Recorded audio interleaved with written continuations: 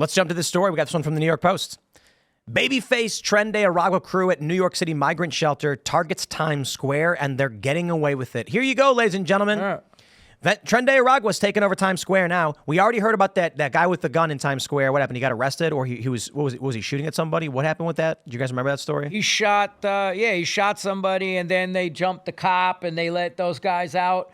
Yeah. And, the same thing. Desk appearance ticket, and the guy split. Tren de Aragua not taking over Times Square. Pistol packing Tren de Aragua members become a terror in Times Square, targeting New Yorkers and tourists.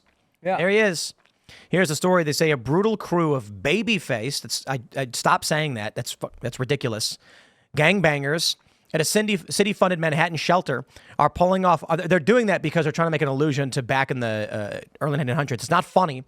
These are criminals from Venezuela who have come here and are terrorizing Americans under an administration that is doing nothing about it, and the NYPD is doing nothing. And I'm not going to give any leeway to any of the cops either, because they can say, oh, we arrest them anyway. Nah, they're not doing anything about it.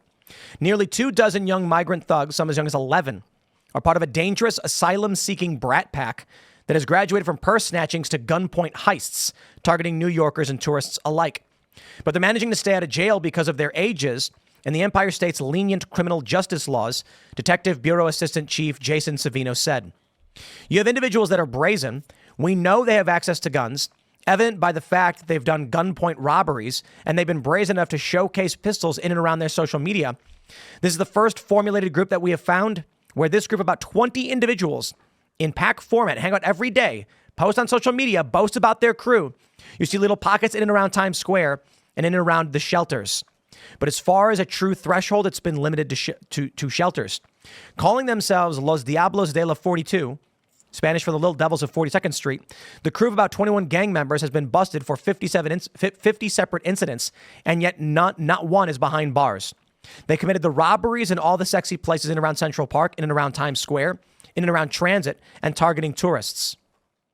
They kind of had a graduation of sorts and a progression where originally it started as snatches and then went to strong-armed robberies, and then started brandishing knives in a pack format. This is intentional. Yeah, they were robbing people in This is Central Park. anarcho-tyranny.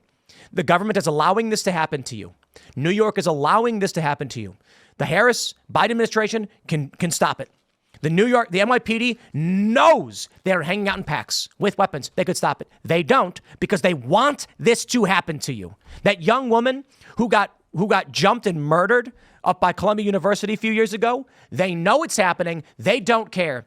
And I'm not going to give any leeway on any of the beat cops who are part of this and know it's happening and say, well, don't blame me, blame the top brass. Nah. Right. Well, you see what happened when the minute Adams gave that whole talk that this is going to destroy New York City, and now he's under indictment and investigation. The minute, they weaponized the Department of Justice against anybody that speaks out on what's happening, with the migrant crisis. Mm-hmm. And, a slap in the face to me is my brother's a disabled veteran, my older brother. And, the services for the VA in New York, I don't know, I can't speak about anywhere else, but they're cutting back. Like, he had to go to an outside specialist. They're like, nope, we don't have the money for that anymore.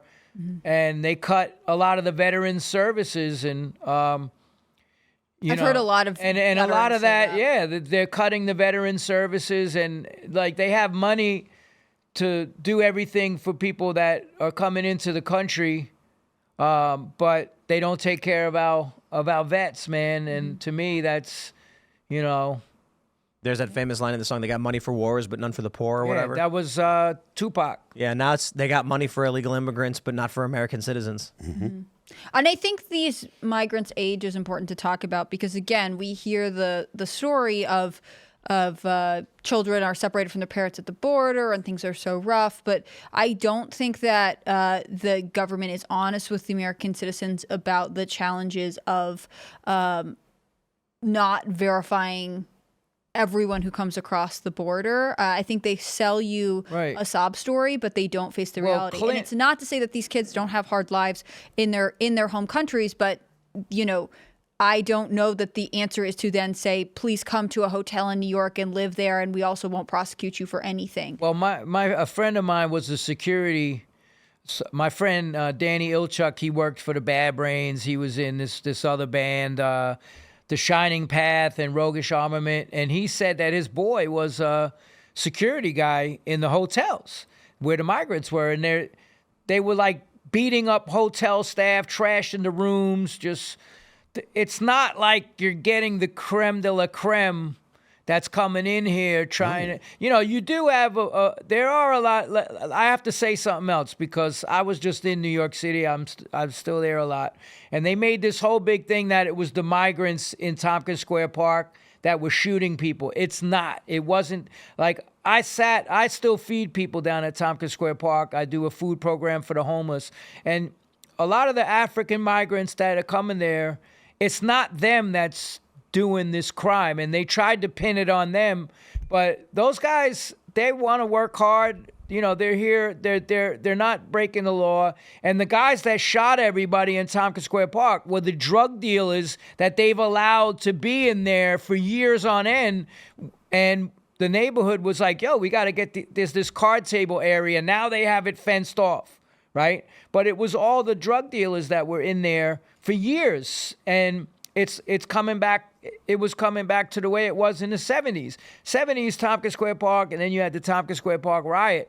There was people getting murdered in that park every day. It was one of the most dangerous parks in all of New York City. Mm-hmm. And now it's like, and it was only because of the public pressure that the cops finally said, "Okay, we got to kick these drug dealers out of here." And before that, they weren't doing anything about it. Do you think there could be the same kind of public pressure campaign to deal with crime that is tied to illegal immigration in New York? Or do you think that New York is at the mercy of the Biden administration? Oh, they're totally controlled by Washington, D.C., because you have to look at, every New York is basically the hub of everything in America, right? It's the biggest city. It's, everything happens in New York, and the eyes are on New York. That's why when Adams started speaking up against what's going on over there, the minute he started saying that, all of a sudden, like Hochul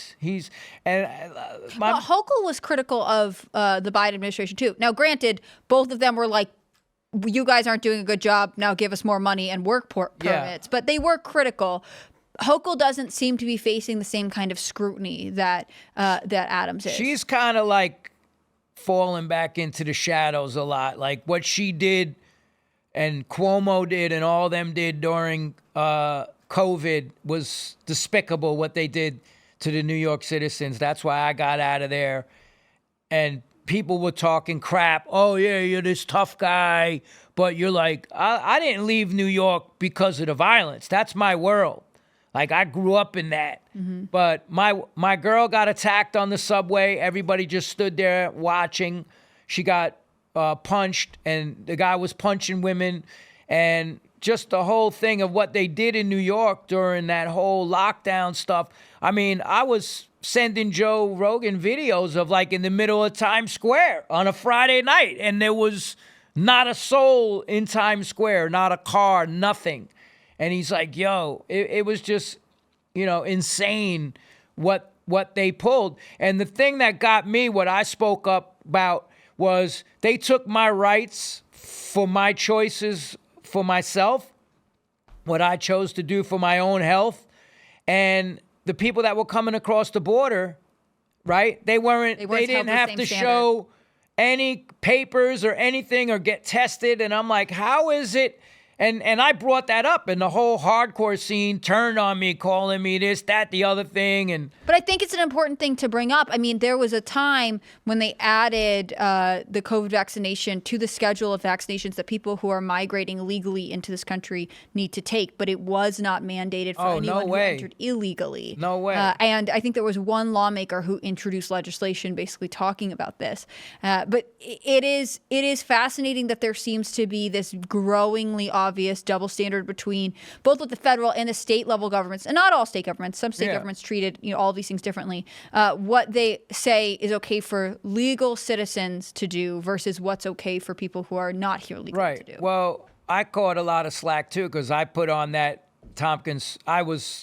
Came up with the initial idea to put that Tompkins Square Park show on in 2021 during the lockdowns with Cousin Joe from Black and Blue. And, you know, they locked down like the whole city. But meanwhile, there's 50, 60,000 people going to Citi Field to see the Mets or the Yankees. And that was all cool. But the minute that and the protests, I was there for all during the protests, Black Lives Matters, thousands in the streets, nobody wearing masks.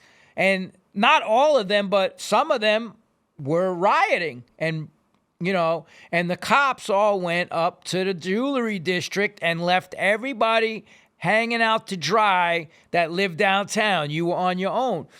But I said, how is it that they could do all this? So our form of protest is music. I come from punk rock and hardcore since 77. I said, hey, man, let's do this show and say, hey, we're sick of this. And we put the show on, and it was Blood Clot and Murphy's Law and, you know, Madball and a bunch of bands. I know you're a fan of Madball. I love Freddie. He's great. Love Shout out to Freddie and Hoya. Yeah. And we put this concert on, and the blowback, like you think punk rockers would be like standing up and saying, yo, question authority, all the stuff. Like we were just talking about, you know, Pete getting fired from the Offspring, and then the guy says, we're against authority and all this. But it's like, I would have thought, hey, you guys would have celebrated us standing up in New York City. It was the shot heard around the world, man. They had us in Australia. We were on the news everywhere, calling us conspiracy theory, anti-vaxxers, this, that, the other thing. We lied to get the permit, they said, that we told the fire department that it was we told the city it was a 9/11 benefit, which is a total lie. Mm-hmm. But no one in the industry, in the music scene, came to your defense, other than I guess. Oh, they slammed me everywhere. I was, I criticized Dave Grohl for playing Vax live because like he does all the freaking Bad Brain songs live. Regulator, which is read the lyrics to Regulator. It's all about the government controlling people, and I called them out, and they slammed me on every single Rolling Stone, Enemy. Every single outlet, I became the bad guy. Yep. And and then he did this concert, and you know, Punk died when all these punk bands went corporate pro-government. yeah, I can't believe it. It's just, I guess I can, especially as many of these bands corporatized a long time ago. Yeah. They pretended like they were against the machine, but they were literally signing these big corporate deals and saying, tell me where to jump and how high. Thanks for checking out this clip from Timcast IRL. Make sure to watch the show live Monday through Friday at 8 p.m. Subscribe to this channel, and we will see you all there.